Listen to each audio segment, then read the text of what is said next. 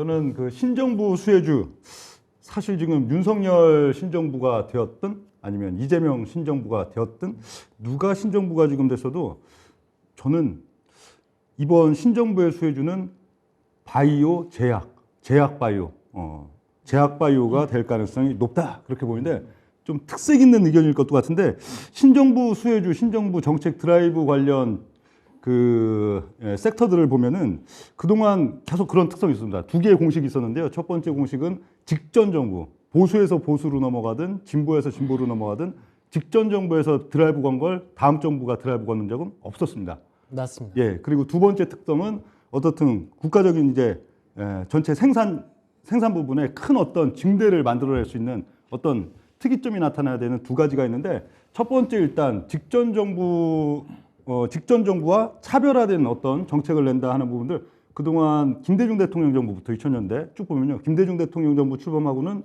이제 정보통신이었죠. IT와 통신, 인터넷. 예, 이걸로 우리나라 이제 IMF 극복하고 이겨내겠다. 네. 그거였고 노무현 대통령 신정부 나왔을 때는 어떤 섹터에 대한 드라이브를 안 걸었어요. 근데 우연찮게 정권 초기에 황우석 줄기세포 열풍 그걸로 1년 반 동안 이제 맨날 떠들썩하니까 제약바이오가 확 뜨는 그런 양상들이 있었고요. 그리고 이명박 대통령 신정부는 그린 에너지였죠. 그린 에너지. 막 나라에서 아주 집중적으로 그냥 그린 에너지하고 대통령이 나올 때마다 집중적으로 미는 그런 양상들이 있었고 그리고 박근혜 대통령 신정부는 초기 시점 딱 두 가지였죠. 하나는 벤처 육성, 또 하나는 그 통일 대박. 그죠? 두 가지 특성이 있었어요. 그리고 이제 문재인 대통령 신정부 있어가지고는 가장 우리가 최근에도 기억나는 게 이제 수소 산업 그리고 신재생 중에서도 또 이제 뭐 2차 전지나 이런 쪽들. 그러면 직전 정부에서 밀었던 것들은 만약 이번에 이재명 후보가 당선이 됐더라도 주로 드라이브를 안 가요. 왜냐하면 어떻든 내가 이제 새로운 정권을 잡았는데 직전 정부를 그냥 승계해서 어떤 정책을 하는 느낌이 있고 색이 안 나오니까 늘 그렇게 하거든요. 그렇다면은 지금 시점, 현재 시점에 있어갖고 어떤 이 정책적인 섹터 드라이브를 걸 만한 가장 요긴한 게 무엇이 있을까? 제가 바이오 제약으로 보는 이유는 좀 단순합니다. 예를 들어서 우리나라가 금메달을 올림픽에서 뭐 전혀 그렇지 않지만 한 30개 딴다. 우리나라는 지금 막 뭐 올림픽 하면 육상, 수영이 메달 받치잖아요. 근데 육상은 막 엄청 많이 딴다. 근데 수영은 거의 못 딴다.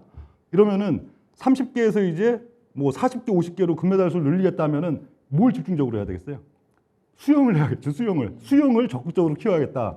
근데 우리나라 지금 산업들 보면은 뭐 지금 이제 90년대, 2000년대 넘어오면서 대부분의 그 섹터들이 뭐 IT 필두에서 각종 뭐 산업재까지 인류가 아닌 데가 거의 없습니다. 다 기술 수준 인류고 거기에 뭐 그때 이제 경기 수준에 따라 등락이 나타나는 정도지 다 뭐 인류 내지는 초인류죠.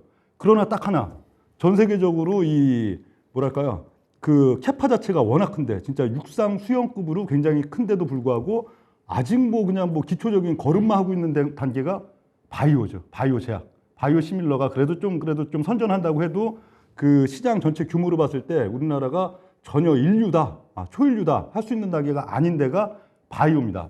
그렇다면은 새로운 지금 이제 뭐 윤석열 대통령이 됐지만 만약에 이재명 후보가 됐더라도 지금 단계에서 드라이브 걸기 제일 좋은 섹터 제약 바이오죠. 예를 들어 뭐 이제 IT나 이런 부분들은 이미 우리나라가 인류인데다가 또 기업들이 수익을 많이 내기 때문에 기업이 알아서 이제 R&D하고 계속 키워나가고 발전을 시킬 수가 있는데 정책적인 어떤 효과를 아직 그런 매출에 있어서 충분한 기반이 안 돼 있기 때문에 정책적인 효과를 보여줘야 되는 쪽은 바이오다.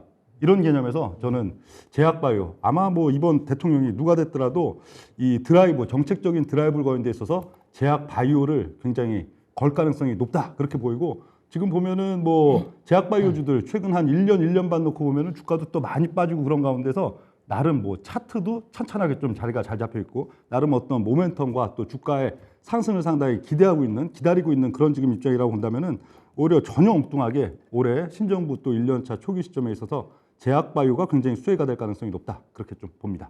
그 명중 형이 얘기하셨던 제약바이오가 지금 어느 정도 사실 연구개발은 많이 올라와 있는 상태잖아요. 그러나 뭐 신약 이런 쪽은 거의 뭐 근데 그게 너무 오랜 시간이 걸리는 시간이라 그러나 항상 그렇잖아요. 우리나라가 옛날에 뭐 8, 90년대도 IT든 뭐 조선이든 여러 가지 사람들이 이렇게 뭐 초인류가 될 거라고까지는 생각을 안 했잖아요. 중진국이 목표였고 저거 했는데 그러나 우리나라 이 국민들의 또 이런 뛰어난 뭐 지력과 특히 모방 잘하고 모방 속에서 창조 잘하고 이런 부분들로 그 전혀 불모지와 다름없던 그 섹터들을 세계 초일류로 다 만들어냈는데 유독 아직까지도 못 만들고 있는 게 바이오, 제약 이런 쪽인데 과연 앞으로도 못 만들까?